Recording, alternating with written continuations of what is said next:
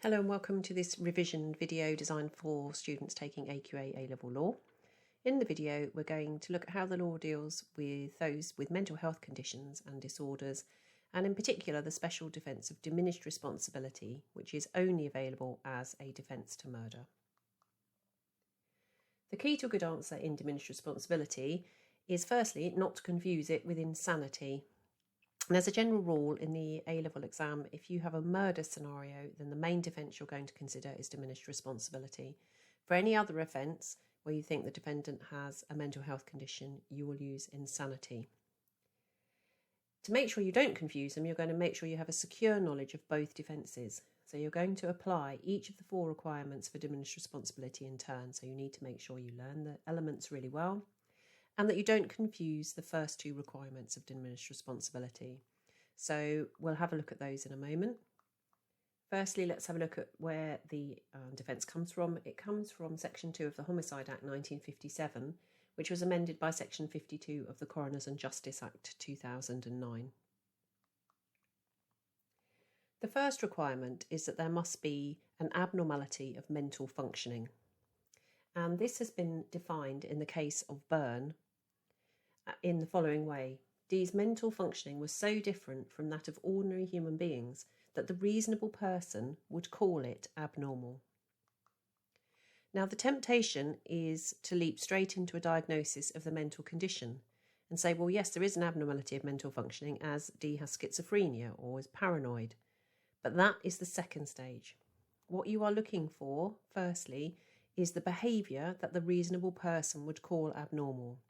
So, for example, someone with schizophrenia may hear voices telling them to do something. In the same way, other symptoms might be paranoia, anxiety, bouts of anger and aggression, etc. So once you've identified those symptoms, then you can apply. Here it's arguable the defendant did have an abnormality of mental functioning, as applying the Byrne test, a reasonable person would think it abnormal to hear voices telling you to kill people. So you have identified the symptoms, and that is why there is an abnormality of mental functioning. Then you can go on to look at the recognised medical condition, and this is the second requirement. And the condition can be mental or physical, but you will need expert medical evidence. Brennan confirms that.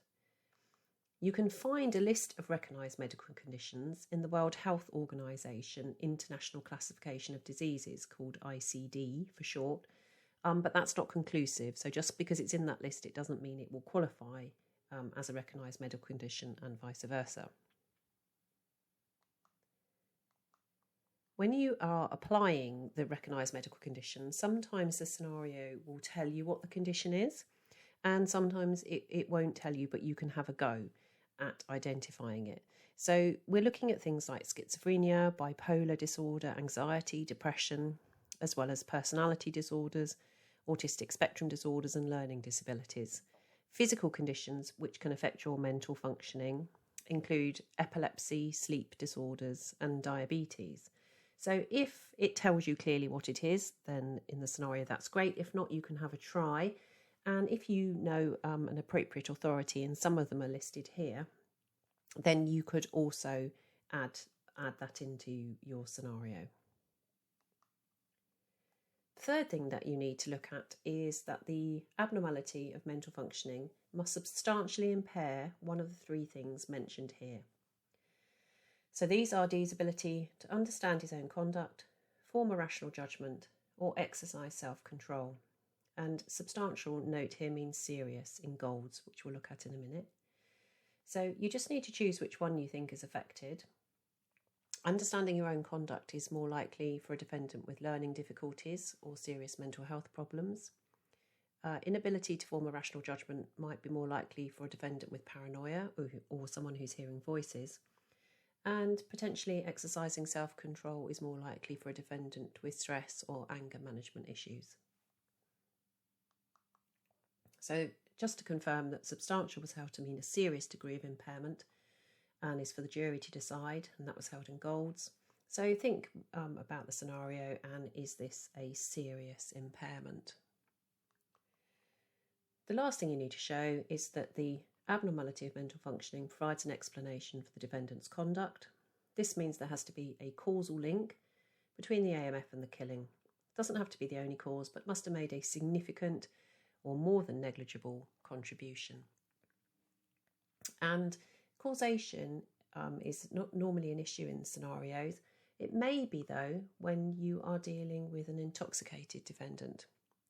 So this raises a slight complication if your defendant is intoxicated, and there are three possibilities to consider. Simply being intoxicated is not enough to constitute diminished responsibility. It's just a temporary condition and is dealt with under the normal rules of intoxication. And that was confirmed in Dowd's. However, some defendants may have an abnormality of mental functioning but also be intoxicated.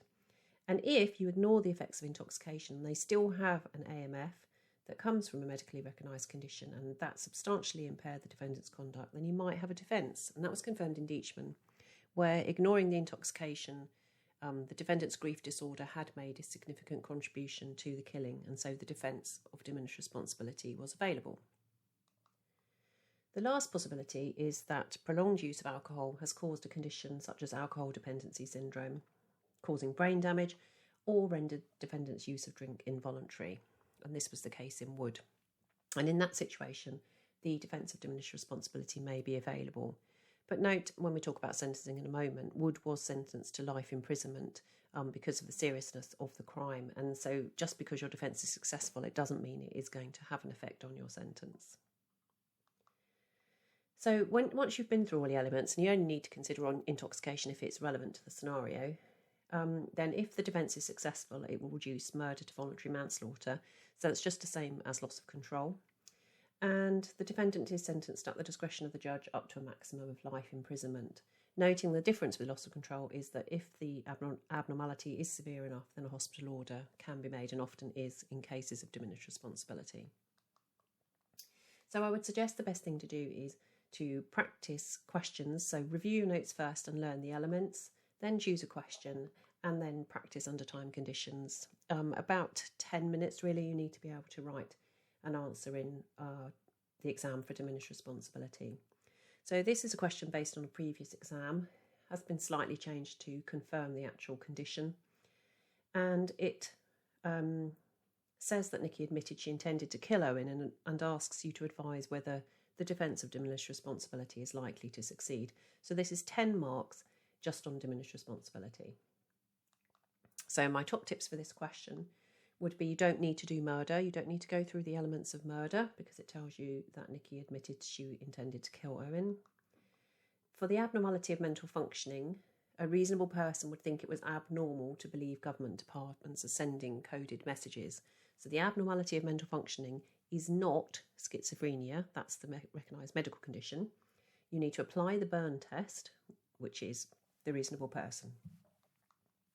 The recognised medical condition is schizophrenia.